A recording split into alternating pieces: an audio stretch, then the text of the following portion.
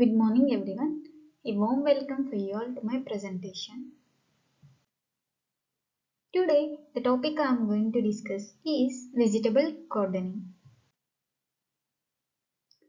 Here, as the vegetables are rich sources of vitamins and minerals. So, one need to consume these vegetables on a daily basis. Realizing this, the vegetable gardening came into existence. Bailey, in 1949, divided this vegetable gardening into two groups. That is, one is home scale gardening and the other is commercial gardening. Thompson and Kelly in 1979 suggested seven types of vegetable gardening. They are kitchen gardening, market gardening, truck gardening, forcing gardening, processing gardening, seed production gardening, and floating gardening. Here, as the Bailey divided these into two groups, the home scale gardening is exclusively for home purpose and one home needs. And this commercial gardening is for market purpose as well as other people consumption or the consumer's consumption. Now, let us discuss about the classification that is done by Thomson and Kelly in 1979. The first one is kitchen gardening. This kitchen gardening aims solely to produce vegetables for consumption of one own house needs. Here, in this type of gardening, each piece of land that is left over in the balcony or that is in the terrace or that is on the windows are used for growing of these vegetables. Each single piece of land is used for growing of vegetables. And here the water that is meant for irrigation is used from the wastewater left over from kitchen as well as the wastewater that is left over for washrooms, etc. Here the water source may be of tap sometimes.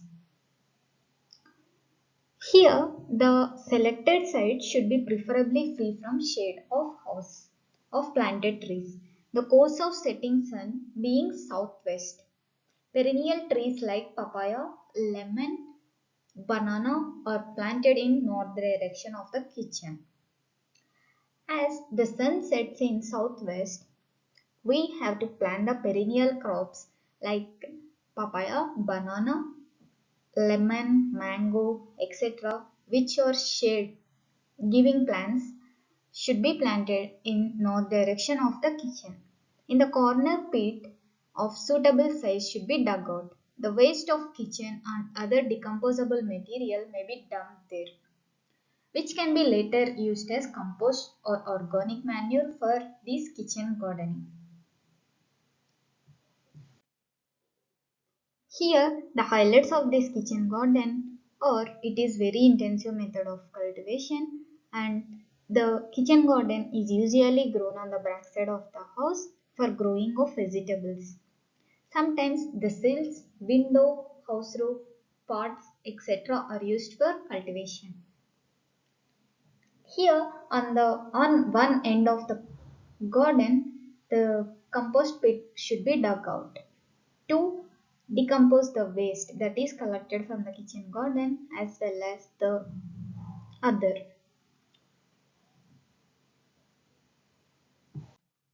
Here you can see one of the view of this kitchen garden. According to a recent data, about 25% of Indian population lives only in cities. The people who are living in cities have no time nor land to grow these vegetables by themselves in their own kitchen garden. So, such shift of habitation mainly gave rise to this market gardening. In market gardening, the farmers grow the vegetables in the outskirts of the cities and from there they carry these vegetables to the market and sell them in those market.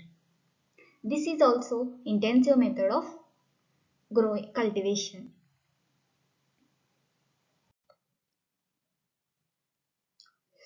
The highlights of this is it is practiced in suburb of the cities. Usually farm size is very small. It is too intensive method of cultivation and early maturing as well as off-season vegetables receive priority as they fetch more value to the grower as the consumer prefer them the most. Here you can see the clear view of the market gardening. Here they grow different types of vegetables in a single piece of land. Next, coming to truck gardening, the word truck has been derived from French word torquer, which means to barter. This is the very important bit for your SRF, JRF as well as NET and other state entrance examinations. This type of garden produces vegetables in relatively large amount for distance marketing.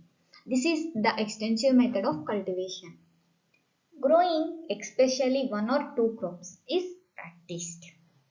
The selection of location and site for vegetable cultivation depends upon availability of this niche climate. As the produce is sold to distance market, involvement of middleman becomes necessary. As there is involvement of middleman in this truck gardening, they curtail the profit of the growers. Generally, the cost of land and availability of labor is comparatively cheap than the market gardening as the production site is located away from the city. The land holding is large and mechanical farming is practiced. It reduces the crop of production. The total income for unit land area is less than the market gardening. It is the extensive method of cultivation. Here the middlemen are involved. Availability of land and labor is cheap or the as this is located outside of the cities, the availability of land and labor is cheap. Land holding is large and extensive method of cultivation is practiced are the highlights of this truck gardening. Here you can see the picture of this truck gardening. The next type of garden is forcing gardening or vegetable forcing. Growing of vegetables outside their normal growing season is termed as vegetable forcing. Here, nowadays, we are seeing the watermelon and muskmelon as well as other normal seasonal vegetables like cucumber and other vegetables like capsicum etc. throughout the year. These vegetables may be grown with the help of this forcing gardening. Here in vegetable forcing, the seeds are germinated by using the cow dung or maybe with the help of these hotbeds, coal beds that are exclusively under precision farming or sometimes it may be used cellars or poly houses, lat houses, glass houses, etc. for production of these vegetables outside their normal growing season. These require much more time as well as efforts and as well as the skill. Mostly skilled manpower should be available to develop these vegetables in forcing gardening.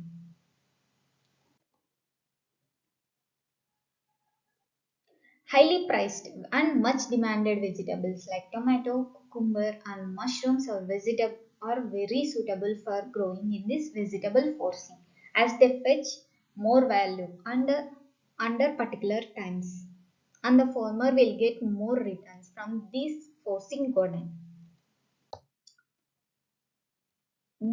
Here we can see they are growing these vegetables in poly houses as well as these lat houses. They are following this hydroponic system of cultivation for forcing the vegetables outside their normal growing season.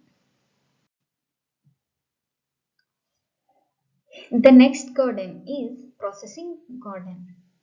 Here in this, as we all know, the vegetables are highly perishable in nature and can be gone soon. Here, some of the contractors who are involved in reducing these post-harvest losses by making them into sauces, jams, jellies, pickles, etc. and other canned foods. Those contractors came in contact with the farmers and make the farmers to grow the vegetables. These vegetables, after their immediate harvesting, are diverted to the processing. So these post-harvest losses can be reduced. And sometimes these after post-harvesting, they are transported to cold storage units or any other normal storage units to store them and use them in time of demand. Here, farmer won't get any losses as the contractor will give the fixed prices to the farmers, as well as the contractors won't get any losses as the farmer delivers on time.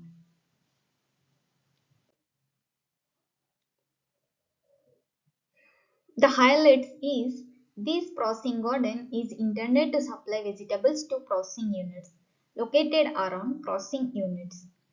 Best alternative to minimize post-harvest losses, which account about 25 to 30% of horticulture produce. The next type of garden is seed production gardening. Improved seeds of vegetable capable of high yielding and tolerance to abiotic and biotic stress are in great demand. Many private entrepreneurs are in the field of seed production.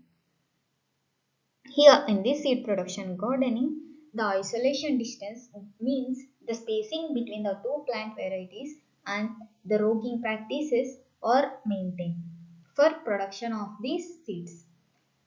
Here, only skilled labor are involved in production of this seed production.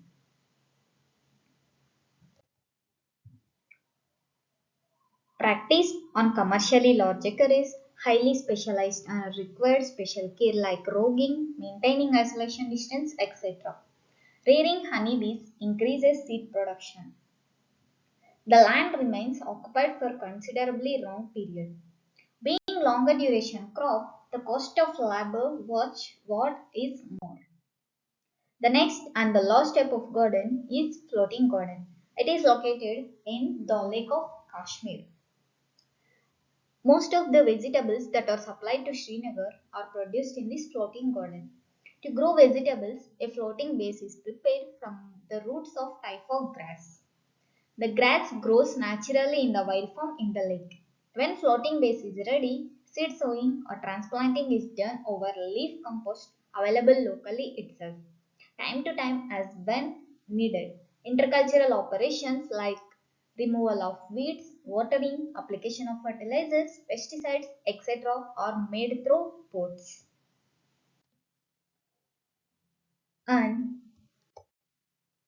here you can see the vegetable garden, the floating vegetable garden. And here in this picture, you can see that the farmers selling the vegetables on the floating garden. Next, the main points that regarding this vegetable garden are Bailey divided the farming broadly into two groups, as well as the Thomson Kelly in 1979 suggested 7 types of vegetable gardening.